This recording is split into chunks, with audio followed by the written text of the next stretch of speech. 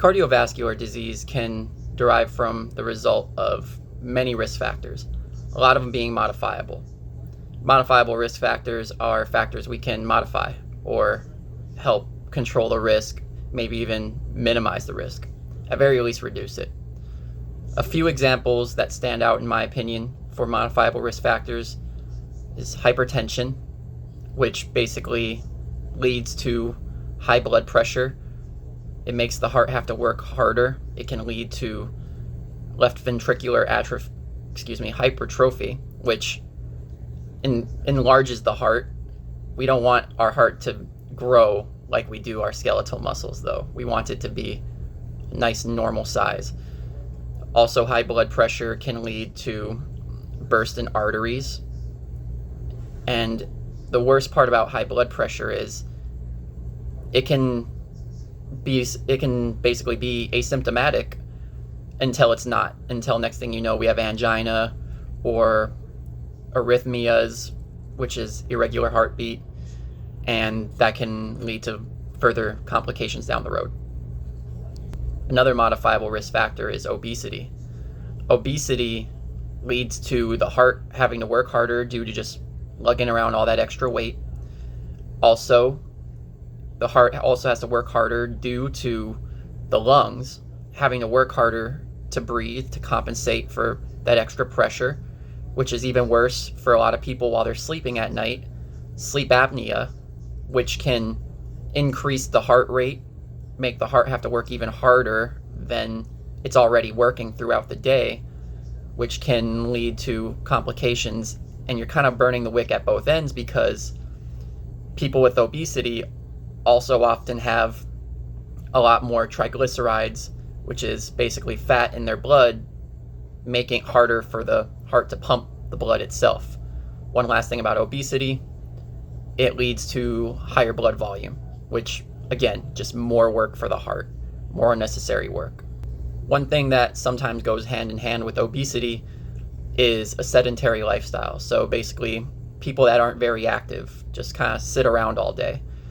And one thing people got to understand is the heart, though it's a smooth muscle, it's still a muscle. If we don't use it, we lose it to a degree.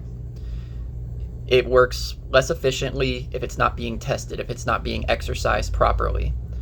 So over time, sedentary lifestyle can also lead to further complications on the heart, especially compiled with some of these other modifiable risk factors, such as smoking. Smoking alters your blood chemistry. It causes plaque buildup in your blood vessels, notably your arteries, which are less flexible than your veins. So we don't want to put those through stress tests if we don't have to.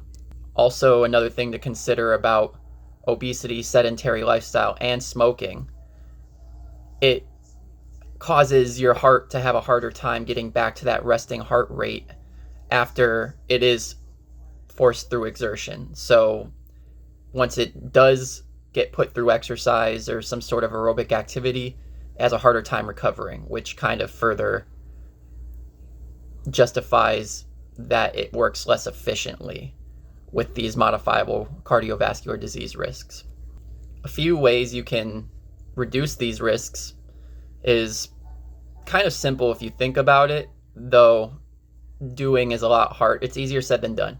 So diet, exercise, and stop smoking, or at very least slow down. I understand that it can be hard to just go cold turkey for anything that you have an addiction, dare I say, to, or at very least something that's very habitual for you.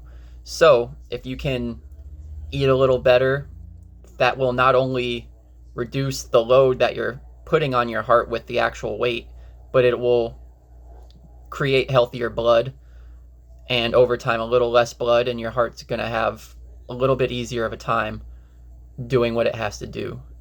And with a sedentary lifestyle, if you exercise more, it will also not only help with obesity, but it will help your heart just beat more efficiently. It will recover quicker. It will stay at a lower heart rate even as it does build. it can tolerate more. And as far as high blood pressure or hypertension, take that peaceful walk every now and then. If you've noticed yourself getting stressed out about certain things, take long, deep breaths, count to 10. Again, another thing that is easier said than done, but these types of things can help reduce the stress on your heart, and then therefore the hypertension and high blood pressure in your heart. Maybe even try meditation. But at very least, some deep breathing exercises that can help slow down your respiration and therefore your heart rate. And it just feels good to try to tell yourself to relax and then put yourself through that mental state of deeper relaxation.